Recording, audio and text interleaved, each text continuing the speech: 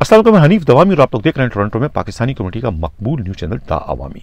नाज़रीन, सिंध पुलिस के 7 DIG इस वक्त बहुत ही मुश्किल में आ गए हैं कि वो करें तो क्या करें, क्योंकि एक तरफ तो सिंध हुकूमत उन्हें छोड़ने को तैयार नहीं, तो दूसरी जानिब वफाक की इस डिवीज़न ने अपने जारी करदा नोटिफिकेशन पर अमल दरामद को यकीनी बनाने के लिए दो धारी तलवार लिए जो है वो इस वक्त खड़ी है कि अगर ये सातों के सातों DIG उस नोटिफिकेशन पर अमल दरामद नहीं करते तो फिर हुक्म अदूली के इल्ज़ाम में इन सातों के खिलाफ जो है वफाक की इस्लामिक डिवीज़न की जानिब से जो है शोकाज नोटिस जारी किए जाने का इम्कान है, जिसका इल्म खुद इन सातों DIGs को भी है। इसी वजह से जो है वो सख्त परेशानी में मुब्तला है कि करें तो क्या करें। प्रोग्राम में आगे चलकर हम बात करेंगे किस तरीके से जो पुलिस का महकमा है, पुलिस फोर्स जो है दूसरों को धोखा देते देते, दूसरों को लॉलीपॉप देते देते अब अपने ही डिपार्टमेंट के अपनी ही पेटी बंद भाइयों को भी जो है लॉलीपॉप देने से बाज नहीं आए। मेरा इशारा जो है वो बरतरफ 3400 पुलिस एहलकारों की जानिब है, जिनके साथ अजाला करने के लिए खुद हमारी प्रोग्राम में जो हमने इनकी आवाज़ उठाई थी उस पर अमल दरामद करते हुए सिंध पुलिस ने जो है उनके साथ अजाला करते हुए जो है एक कमेटी तो बना दी है, लेकिन ये कमेटी भी जो है लॉलीपॉप से ज़्यादा इसकी कोई हैसियत नहीं है। यानी कि एक तीर से दो शिकार, यानी सांप भी मर जाए लाठी भी न टूटे के तहत जो है वो इस कमेटी के ज़रिए वही काम इस वक्त लिया जा रहा है। इस पर हम आगे चलकर डिटेल से बात करेंगे कि आखिर ये मामला है क्या। प्रोग्राम में आगे चलकर जो है वो हम एक SP हैं याकूब अलमानी, जो कि जाम सादिक के दौर में भर्ती हुए थे, 5 लाख रुपया रिश्वत के एवज जो कि उनके बावर्ची ने वसूल किए थे किसी पार्टी से, उसकी लंबी चौड़ी इंक्वायरी हो चुकी है और 5 लाख रुपए के एवज जो है उनकी नौकरी खतरे में पड़ चुकी है और किसी भी वक्त उनके डिसमिसल का परवाना जारी किए जाने का पूरा इम्कान है। प्रोग्राम के अगले हिस्से में जो है वो हम बात करेंगे कि किस तरीके से जो है जेलों में जो है वो करप्शन बिल्कुल गठरों की तरह से जो है वो उबल रहे हैं। उनकी करप्शन इस तरह बंद गठर उबल जाते हैं पानी को रास्ता न मिलने की वजह से, तो इस तरीके से करप्शन इतनी बढ़ चुकी है कि वो उबल रही है कि एक कांस्टेबल के बेटे का ऑपरेशन था, उसको छुट्टी नहीं मिली और उसके पास 7,000 रुपये नहीं थे। 7,000 रुपये के एवज वो अपने लखते जिगर यानी कि अपने मासूम बच्चों को बेचने के लिए खुद गोट की जेल के सामने जो है आवाज़ें लगा रहा था कि मेरे बच्चों को 50,000 रुपये में खरीद लो, जो मैंने रिश्वत देनी है जेल के अमले को ताकि मुझे छुट्टी मिले। इससे ज़्यादा गिरा हुआ, इससे ज़्यादा अफसोसनाक वाकया और कुछ भी नहीं हो सकता है।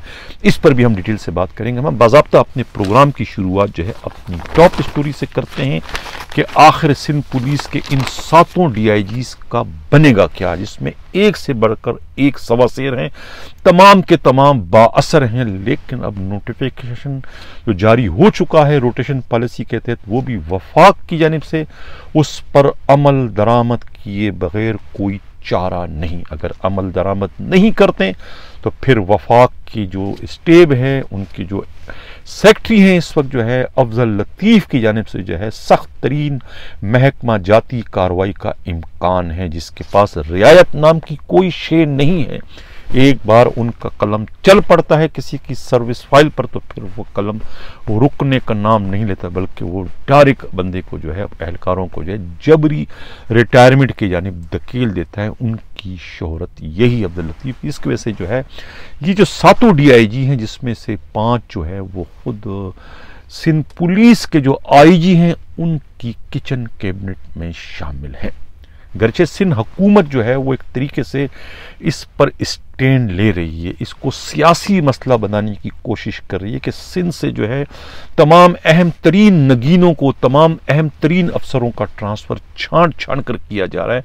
ये एक तरीके से सिंध हुकूमत का ये कहना है कि ये इंतकामी कार्रवाई है। सब सिंधी अफसरान यहाँ से चले गए, 4 पहले गए थे और अब 4 इस लाट में भी गए, तो बाकी रहे कितने, तो वो इस पर जो है वो उनका एहतजाज है। हालांकि वफाक की जानिब से जितने अफसरान सिंध से लिए गए हैं उतनी ही तादाद के अफसरान, बल्कि उनसे अच्छे अफसरान जो है सिंध के हवाले किए गए, लेकिन इसके बावजूद सिंध हुकूमत जो है मुतमईन नहीं है और वो फिलहाल जो है अपने इन कीमती नगीनों को जो है छोड़ने पर तैयार नहीं। इस पर जो है बयानबाजियों का सिलसिला शुरू भी हो गया। अगर पता मालूम नहीं कि सिंध हुकूमत ने कोई लेटर इस पर लिखा भी है या नहीं, लेकिन अगर लेटर लिख भी देती है उसकी कानूनी या इखलाकी कोई हैसियत नहीं है, इसलिए कि ये जो PSP अफसरान हैं ये सूबे के जो है बिलवास्ता हैं और वफाक के बराह रास्त मुलाजिम हैं। उनको भी पता है कि अगर हमने वफाक की हुक्म की अदूली की, यानी उनके अहकामात को हमने नहीं माना, तो फिर सूबा भी हमें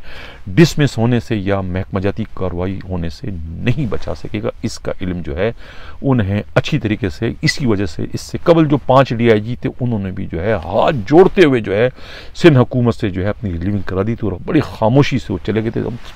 उन 5 की पोस्टिंग हो चुकी है। अब ये सेकंड फेज के जो ये 7 अफसरान हैं, इन्हें जो है वो सिंध हुकूमत जो है वो रोकने की इस वक्त पूरी कोशिश कर रही है, लेकिन हासिल वसूल कुछ भी नहीं होगा। और बिल आखिर ये 7 के 7 जो है ना, कहते हैं ना कि बड़े बेआबरू हो के तेरे कूचे से हम निकले, इनको निकलना ही पड़ेगा। वही कहते हैं ना कि 100 प्यास 100 जूते खाने के बाद निकले, तो इससे बेहतर है कि आदमी पहले ही निकल जाए।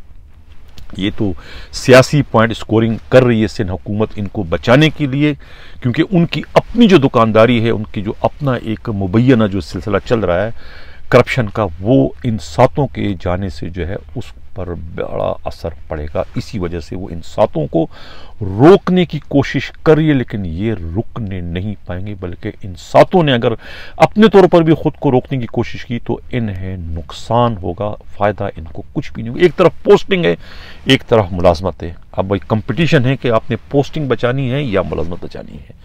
सिंध हुकूमत के पास आपकी पोस्टिंग के इख्तियारात तो है, मुलाजमत को बचाने के नहीं, लेकिन वफाक के पास जो है आपको घर बेचने के मुकम्मल इख्तियारात है। ये मैं 7 जो DIG जो इस वक्त मुझे देख रहे हैं, मैं उनको मुखातिब कर रहा हूँ कि ये आप लोगों के कैरियर का सवाल है। पोस्टिंग आनी जानी चीज़ है, कैरियर ये जो आपकी जो पोस्ट, ये जो मुलाजमत है, ये अहमियत की हामिल है, इसको बचाएं। पोस्टिंग वोस्टिंग आनी जानी चीज़ है। अब ये जो IG की जो किचन कैबिनेट है, वो इतला ये मिली है कि जब से इनका नोटिफिकेशन जारी हुआ, ये रोज़ की बुनियाद पर जो है IG हाउस जा रहे हैं। IG जो अपने चीफ हैं उनसे इनकी मुलाकातें हो रही हैं, एक दूसरे को जो है दिलासा दे रहे हैं, झूठे दिलासे हैं, एक दूसरे को अपनी वफादारी का यकीन दिला रहे हैं, एक दूसरे से जो है आइंदा के लाया अमल पर इस वक्त बातचीत हो रही है। रोज़ की बुनियाद पर ये मीटिंग हो रही है, लेकिन हासिल वसूल इसका भी कुछ नहीं होगा। जाना पड़ेगा इन 7 के 7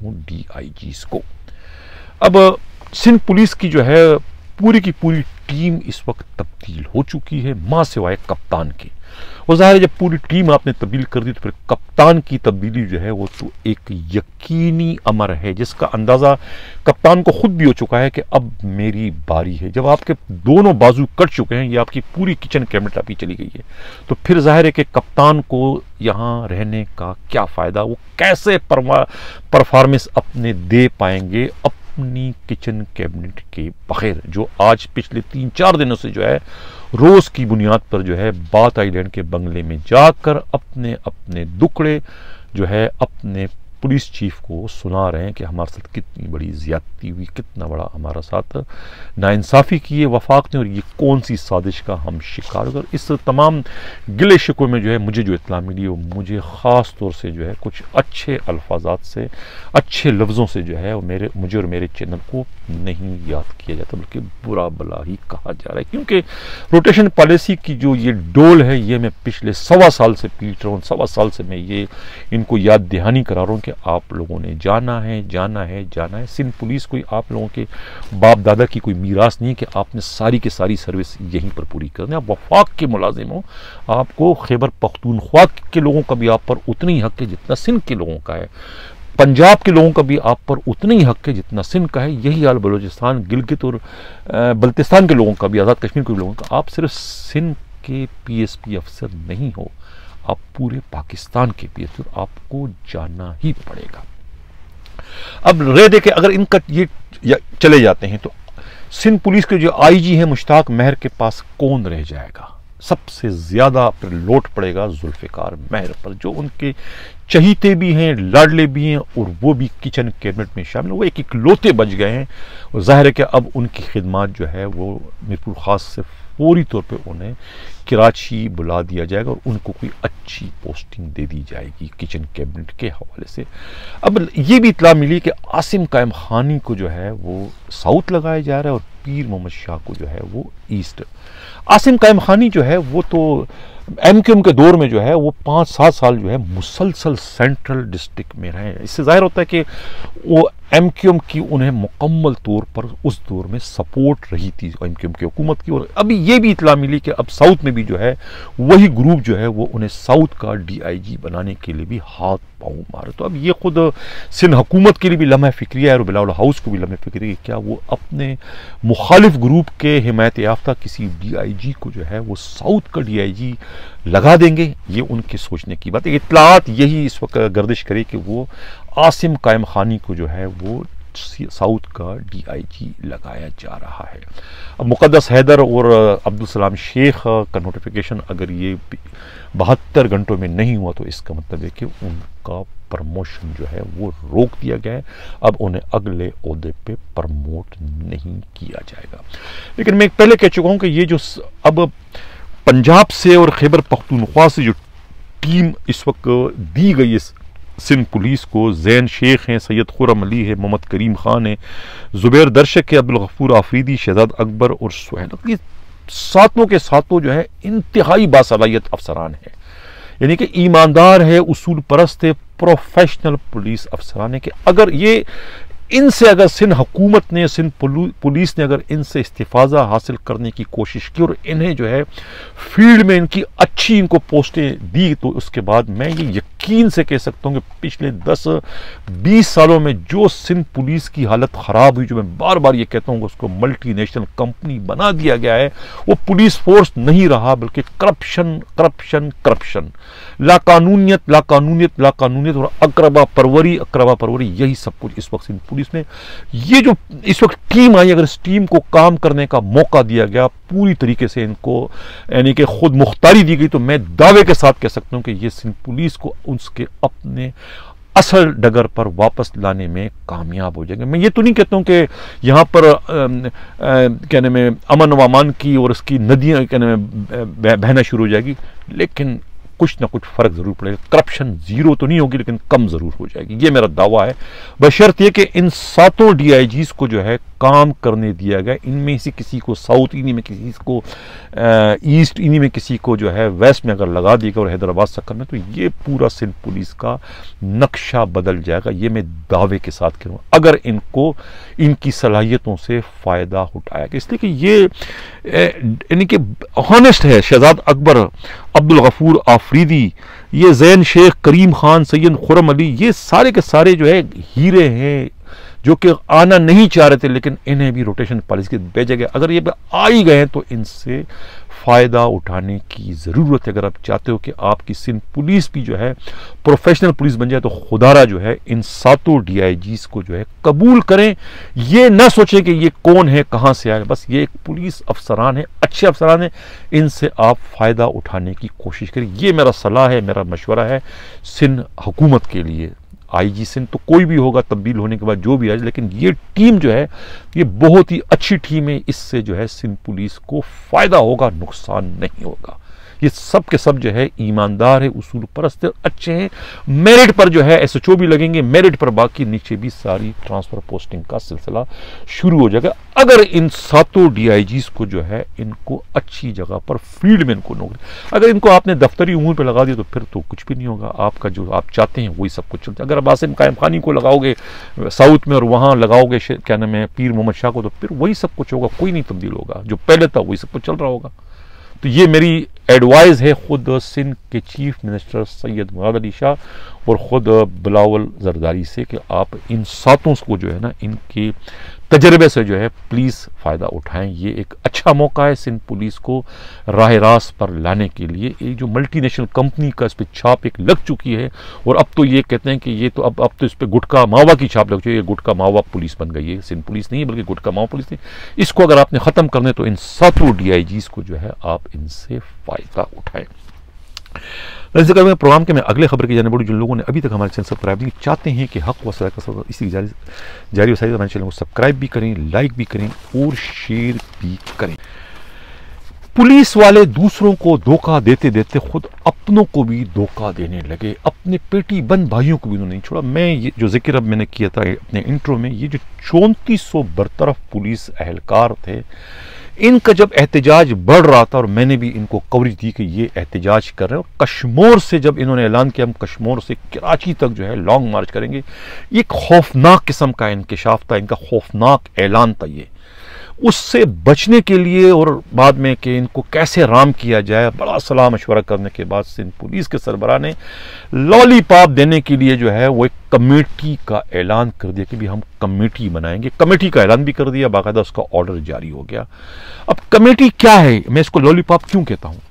अब कमेटी इन्होंने ये बनाई है भाई कि इनके जो है वो कागजात की ये छानबीन करेगी, इसके भाई के इनकी जो है पेपर सही थे कि नहीं। ठीक है, आपने कागजात की छानबीन कर ली, सबके पेपर सही है, सबकी क्वालिफिकेशन भी है, सबके कद भी बराबर हैं, सबकी जो है वो डोमिसाइल भी सही है, कोई इसमें जालसाजी नहीं है। ये सब कुछ होने के बाद इनका एक टेस्ट लिया जाएगा। टेस्ट क्या है? दौड़ने का टेस्ट है।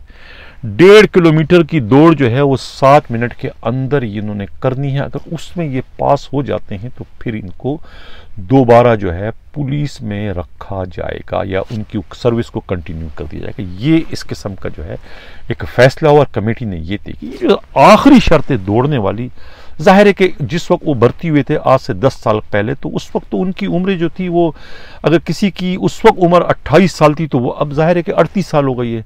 अगर 25 थी तो अब 35 हो गई। तो 35 साल वाला बंदा जो है वो अब कैसे दौड़ सकता है? बिल्कुल नहीं दौड़ सकता है। जाहिर है कि वो इस इम्तिहान में, इस टेस्ट में वो फेल हो जाएगा तो बस हो गया, अपनी मौत, आप मर गया, खत्म। यानी कि सांप भी मर जाए लाठी भी ना टूटे। अब इनसे कोई पूछे कि भाई IG साहब आपने ये जो कमेटी बनाई है, आपके नईम शेख साहब ये जो उनके वो हैं एडवाइज़र हैं, ये जिन लोगों ने ये आपको फैसला दिया है, अब क्या उनसे ये कहा जाए कि आप दोबारा से बैठ जाओ, आप CSS के इम्तिहान दो, तो क्या वो CSS के इम्तिहान दोबारा देने के काबिल है? बिल्कुल भी नहीं। हालांकि उनको तो आलिम फाजिल होना चाहिए कि अब वो CSS के इम्तिहान जो है चुटकी बजा के दे, लेकिन वो नहीं दे सकते।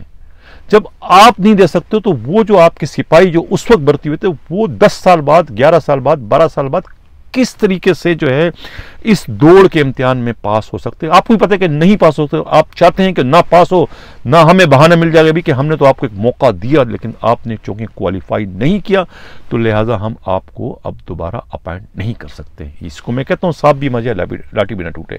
तो ये हमारी खबर पर, हमारी उनके एहतजाज पर और हमारी जो कवरेज पर जो उन्होंने ये तो किया कि कमेटी बना दी उनका मुंह बंद करने के, लेकिन ये धोखा धोखा धोखा धोखा नहीं। और इसके अलावा क्या है भाई? जब पेपर आपने क्वालिफाई कर दिया तो जाहिर है जब पेपर सही तो उस वक्त वो 1.5 किलोमीटर दौड़े भी होंगे, वो भी सही होगा। तो आप क्यों नहीं उसको देते हो?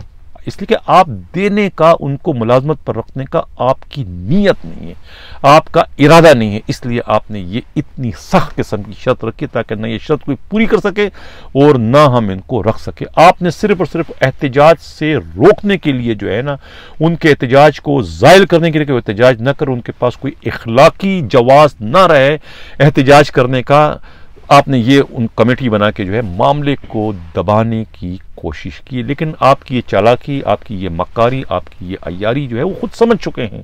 मुझसे एक नहीं दर्जनों पुलिस वालों ने जो है एहलकारों ने फ़ोन करके अपनी ये दादरसी की कि मसली ये ज्यादती हो रही है, ज्यादती हो रही है, ज्यादती हो रही है। अब यानी कि इंतकामी कार्रवाई की इंतहा ये देखें कि जमाली कबीले के 30 पुलिस वालों को डिसमिस किया गया। महज उनके नाम के पीछे जमाली था तो उनको डिसमिस कर दिया गया। यानी कि तमाम के तमाम सही थे, उनको डिसमिस कर दिया। इनका ताल्लुक भी मीरपुर खास से। मीरपुर खास में 96 भर्ती हुए थे, 96 पुलिस वाले, उसमें से 26 जो सिफारशी थे उनको बहाल कर दिया गया था, वो बहाल हैं। उनके भी पेपर वैसे ही थे जिस तरह बाकियों के थे जिनको डिसमिस किया गया।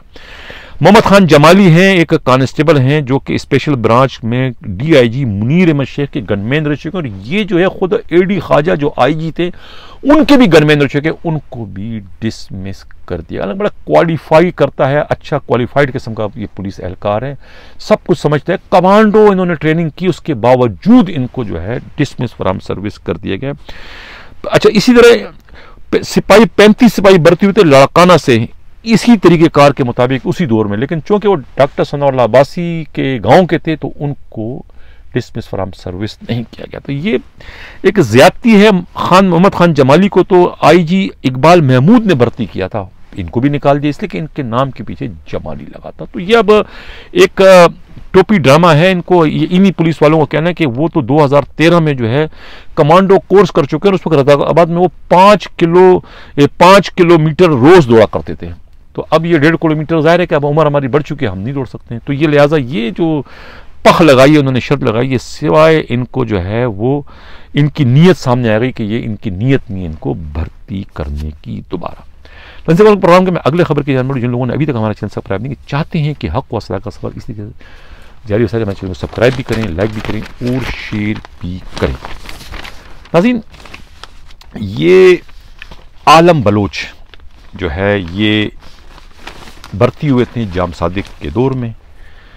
आलम बलोच कि जो ये याकूब आलमानी जो एसपी हैं, मैं इसकी बात कर रहा हूँ। याकूब आलमानी जो है ये भर्ती हुए थे जाम सादिक के दौर में। ये आलम बलोच के भांजे भी हैं और दामाद भी बताए जाते हैं। और आलम बलोच का कत्ल किसने किया उस पर मैं बात करना इसलिए क्योंकि मौजू नहीं है उसका, लेकिन ये उनके दामाद हैं। अब उनके दामाद होने की वजह से बड़े अरसा तक ये आताब में भी रहे, तकरीबन 14 साल तक ये OST भी रहे। अब इनके खिलाफ जो है वो एक इंक्वायरी जो है वो फाइनलाइज हो चुकी है और ये अब डिसमिसल की तरफ जो है ये बढ़ रहे हैं। अब इनके खिलाफ जो है इनके अपने, जब ये CTD में थे, इनके अपने DIG अब्दुल्ला शेख ने जो है एक लंबी चौड़ी रिपोर्ट भेजी थी कि ये इन्होंने जो है ये सुरजानी के इलाके में जो है एक छापा मारते हैं। इनका एक प्राइवेट बावर्ची है, उसकी मुखबरी पर या उसके इशारे पर किसी हाउसिंग सोसाइटी पर छापा मारा जाता है और वहाँ से 14 अफराद को पकड़ के ले आते हैं और उनसे मामला तय होते हैं कि भाई आपने 25 लाख रुपए देने, वरना आप लोगों को जो है इन दहशतगर्दी के मुकदमे में गिरफ्तार कर भी किया जा सकता है, इनकाउंटर में मारा भी आपको जा सकता है और जो है आपके खिलाफ मुकदमात भी दर्ज किए जा सकते हैं। बाद में उन्होंने रोए धोए कि भाई हम गरीब लोग हैं, हम इतने नहीं दे सकते। मामला जो है तय होते होते फिर 7 लाख में तय हुए, 7 लाख से फिर आखिर 5 लाख में मामला तय हुआ और रुकम के लिए जो है वो हैदराबाद का कोई जगह जो है वो तय हुआ और वहाँ पर इनके बावर्ची ने इनसे मुबैयन तौर पर कहते हैं कि 5 लाख रुपया रिश्वत लिए, इनकी जान छूटी। बाद में जो है वो जो लोग जिन्होंने 5 लाख रुपए दिए थे वो फिर जो है उन्होंने शिकायत की। उस वक्त के मुर्तज़ा वहाब जो एंटी करप्शन के मिनिस्टर थे, उन मुर्तज़ा वहाब की शिकायत पर फिर जो है ये इसकी बाकायदा इंक्वायरी एडिशनल IG उस वक्त CTD कामरान फजल ने की थी। अब्दुल्ला शेख ने भी इंक्वायरी की थी। इंक्वायरी में इनका जुर्म जो है वो साबित हो जाता है, बहुत ख़तरनाक किस्म के शवाहिद आते हैं, वीडियो रिकॉर्डिंग तक इनके खिलाफ आ जाती है। बाद में उस वक्त के जो IG है कलीम इमाम को जो है ये भी रिपोर्ट जाती है, कलीम इमाम इस पर डिस्कस करते हैं, वो कन्विंस हो जाते हैं, तो बाद में वो अपनी एक रिपोर्ट जो है सेक्रेटरी स्टेट को भिजवाते हैं इनके खिलाफ वो कार्रवाई करने के लिए। इन तमाम सूरत के दौरान जो है खुद याकूब आलमानी जो है वो अब्दुल्ला शेख के खिलाफ भी जो है वो फिर रिपोर्ट भिजवाते हैं प्रेस में, उसके खिलाफ मतलब है कि कहते हैं कि मेरे साथ इन्होंने भी ज्यादती की और ये सब कुछ जो है मेरे खिलाफ डॉक्टर अमीर शेख और अब्दुल खालिक शेख ने करा, उन पर जो है ये इल्ज़ामात लगाते। लेकिन हकीकत यही है कि वो इनके बावर्ची ने ये हरकत की थी, हाउसिंग सोसाइटी में लूट मार की थी, जिसकी इंक्वायरी होती है। और अब जो है वो इंक्वायरी जो है वो दे दी गई है, क्या नाम है, स्टेब ने जो है वो इंक्वायरी जो है वो अब जो वहाँ के एक DIG हैं मलक यूसुफ को दे दिए। मलक यूसुफ ने जो है वो इनकी इंक्वायरी मुकम्मल करके जो है इनके खिलाफ जो है वो रिपोर्ट भेज दी थी। गालिब इम्कान ये कि इन्हें जबरी रुखसत पर यानी रिटायर कर दिया जाएगा। हमारे नुमाइंदा खसूसी ने इनका मौक़िफ़ जानने के लिए उन्हें टेलीफोन किया था हमरा ने, लेकिन उन्होंने कोई उसको जवाब नहीं दिया। तो हम उसका मौक़िफ़ जानना चाह रहे, लेकिन अब हम बग़ैर मौक़िफ़ लिए जो है ये ख़बर दे रहे हैं कि वो जो है उनको रिटायर या डिसमिस किया जा रहा है इस 5 लाख रुपया रिश्वत की इवज़। नाज़रीन, मैंने प्रोग्राम में जिक्र किया था कि 2 यूसुफ हैं जो कि इस वक्त जो है वो पंजाब के जो वज़ीर आला है बुज़दार, उस्मान बुज़दार के इंतकाम का शिकार लग रहा है कि उस्मान बुज़दार जो है वो पीटीआई के सूबाई वज़ीर आला है, इमरान खान की टीम में शामिल है, उनके बहुत ज़्यादा एतमाद के, लेकिन लग गया रहा है कि वो ईमानदार अफसरान जो है उनको पसंद नहीं करते। ईमानदार अफसरान को जो है वो अपने सूबे से निकाल रहे हैं। 4, 7, 5, 6 आईजी तब्दील कर चुके हैं महज इसलिए कि वो उनकी करप्शन में शामिल नहीं हो रहे। तो ये जो 2 डीआईजी हैं, एक आगा यूसुफ हैं, दूसरा मलक यूसुफ हैं, इन दोनों के खिलाफ भी उन्होंने कार्रवाई की। दोनों इंतहाई डेड होनेस्ट, ईमानदार तरीन है, उसूल परस्त है, लेकिन उनको पसंद नहीं आए। उन दोनों को जो है, आगा यूसुफ को तो रेलवे पुलिस में बतौर सजा उन्होंने भेज दी और मलक यूसुफ को जो है उनकी खिदमत मोटरवे पुलिस के हवाले कर दी गई है। मलक यूसुफ जो है वो चूँकि इस वक्त पुलिस अफसरों की करप्शन की बहुत ज़्यादा तहकीकात उनके पास थी, और वो पुलिस वाले थे जो कि खुद उस्मान बुज़दार के करीबी हैं, और उस्मान बुज़दार की सिफारिश पर जो है खुद मलक यूसुफ जो डीआईजी उन्होंने कान नहीं धरे, उन्होंने बल्कि अपने चीफ मिनिस्टर को भी जो है खातिर में नहीं लाए, बल्कि अपनी इंक्वायरियाँ आगे बढ़ाई, जिस पर जो है चीफ मिनिस्टर को अच्छा नहीं लगा। उन्होंने कहा कि इन्होंने हमारी हुक्मदुली की, हमारे अहकाम क्यों, उन्होंने उस पर जो है उन्हें वहाँ से निकाल दिया। अब ये रोटेशन क्या मोटरवे में इनकी पोस्टिंग हो गई। हालांकि 2 साल की वो रोटेशन पॉलिसी के तहत बलूचिस्तान की सज़ा भी काट चुके हैं, लेकिन उसके बावजूद जो है उन्हें पंजाब से निकाल कर अब जो है यहाँ पर भिजवा दिया है मोटरवे में। दोनों ये यूसुफ जो है बहुत ही अच्छे अफसरान हैं। अब आप अंदाज़ा लगाएं कि आखिर मोटरवे में पंजाब में आखिर हो क्या रहा है, किस किस्म की जो है ये हुक्मरानी है। ये इमरान खान के सोचने की बात है कि जिस पर वो इतना एतमाद करते कि उनका जो सूबाई वज़ीर आला है उस्मान बुज़दार कितने करप्ट हैं कि पैर के नाखून से लेकर सर के बालों तक जो है वो करप्शन में डूबे। उनकी सीधी सादगी पर आप ना जाएं इमरान खान साहब, वो सीधे सादे नहीं है, बल्कि वो नोट जो है वो नोटों की शनाख्त रखते हैं और उनको पता है कि किस काम के कितने पैसे हैं। यही वजह है कि कोई ईमानदार अफसर उनके साये के करीब भी नहीं बैठा सकता, वो उनको बिल्कुल भी पसंद नहीं करते। ये आपको भी मालूम होना चाहिए। तो चलते हैं प्रोग्राम के आखिरी खबर की तरफ, जो कि बहुत ही रुला देने वाली खबर है, जिसको मुझे भी बयान करते हुए बहुत ही इस वक्त दुख हो रहा है कि ये हमारे पाकिस्तान के माशरे में आखिर हो क्या रहा है। करप्शन इतनी बढ़ चुकी है कि लोगों को अब दूसरों का पेट का दोज़ख भरने के लिए जो अपने अपने लख्ते जिगर को भी बेचना पड़ रहा है, वो भी पुलिस वाला है। यानी निसार लाशारी एक कांस्टेबल है जिसकी पोस्टिंग इस वक्त गोट के लड़काना डिस्ट्रिक्ट जेल में है। यानी सिंध पुलिस का भर्ती है, लेकिन वो डिप्यूटेशन पर जो है जेल पुलिस में इस वक्त काम कर रहा है। पहले इसकी गोट की जो जेल है, डिस्ट्रिक्ट सेंट्रल जेल जो गोट की है, वहाँ पर इनकी पोस्टिंग थी। अब इनका बेटा जो है वो उसका ऑपरेशन हो रहा है, बेटा ऑपरेशन हो रहा है, बाप का उस वक्त वहाँ अस्पताल में मौजूद होना ज़रूरी है। ये एक इंसानियत का तकाजा है। डॉक्टर भी कहते हैं कि बाप का होना ज़रूरी है। अब वो छुट्टी मांग रहा है अपने जेल से, गोट की जेल के हेड मोहर है वहाँ पर कोई अजीज़ हकड़ों से कि मुझे छुट्टी दो। तो छुट्टी लेने के लिए उसे 7,000 रुपये का रिश्वत मांग रहे हो। 7,000 कहाँ से लाएगा? वो नहीं है उसके पास, 7,000 नहीं देगा तो उसको छुट्टी नहीं मिलेगी, छुट्टी नहीं मिलेगी तो वो अपने बेटे का ऑपरेशन पर कैसे मौजूद होगा, ना जाने क्या हो जाए वहाँ पर। अब वो सिर्फ छुट्टी लेने के लिए जो है वो आज अपने 2 बच्चों को, 2 लख्ते जिगरों को लेके आ रहा, चीख रहा है, चिल्ला रहा था खुद सेंट्रल जेल गोटकी के सामने कि मेरे बच्चों को खरीद लो 50,000 रुपये में, खुदा अल्लाह के वास्ते 50,000 में इसको खरीद लो, मुझे 50,000 रुपये की ज़रूरत है, इसलिए कि मेरा जो हेड मोरर है अजीज़ हकड़ो जो है वो मुझे छुट्टी नहीं दे रहा, मुझे छुट्टी के लिए 50,000 रुपये चाहिए। 50,000 के लिए वो अपने 2 लख्ते जिगरों को जो है फरोख करने के लिए खुद जेल के बाहर मौजूद था। हज़ारों लोग जो है उनकी आवा पुकार सुन रहे थे, सब पर असर हो रहा था, लेकिन अगर किसी पर असर नहीं हुआ तो हुकूमत पर असर नहीं हुआ, अगर किसी पर असर नहीं हुआ तो जेल पुलिस पर असर नहीं हुआ, किसी पर अगर असर नहीं हुआ तो महकमा जेल के जो मुशीर हैं एजाज जाकरानी पर असर नहीं हुआ। उनका ज़मीर नहीं जागा कि उनके चेन ऑफ कमांड पे जो जेल पुलिस जो कार्रवाइयाँ करी, आखिर उस उनके खिलाफ कार्रवाई कौन करेगा? उनके पेट का दोज़ख भरने के लिए, उनके मुतालबात पूरे करने के लिए अब नौबत यहां तक पहुंच गई कि लोग अपने बच्चों को बेचना शुरू कर दिया, वो भी पुलिस वाले। इससे ज्यादा शर्म, इससे ज्यादा बुरी और क्या बात हो सकती है? यानी कि मैं नहीं समझ रहा हूं कि आसमान नहीं फटा, जमीन नहीं फटी। आखिर क्या आसमान नहीं गिरा, जमीन नहीं फटी, क्या होगा बताओ? क्यों नहीं? ऐसा मतलब है कि ये सब कुछ सिंध में हो रहा है, गोटकी में हो रहा है। सिंध हुकूमत कहाँ सोई हुई है? यानी कि करप्शन का मैं रोना रो रहा हूँ। इतनी करप्शन जेल पुलिस में बढ़ चुकी है, इतनी बढ़ चुकी है। आखिर फिर अब मैं मुखातिब करूँगा अपने काबिल एहतराम जो है हाई कोर्ट के जो चीफ जस्टिस हैं, उनकी तवज्जो मबजूल कराऊंगा। खुदारा आप इसका सोमोटो लो कि आखिर ये हो क्या रहा है सिंध की जेलों में। जेलें जो हैं वो तो खुद जो है वो डायरेक्ट जो है वो अदालत के चेन ऑफ कमांड में होती है। वहां पर जो कैदी हैं वो तो खुद अदलिया के जो है उनकी अमानत होती है, उनकी निगरानी पर जो लोग मामूर है वो क्या कर रहे हैं बताएं?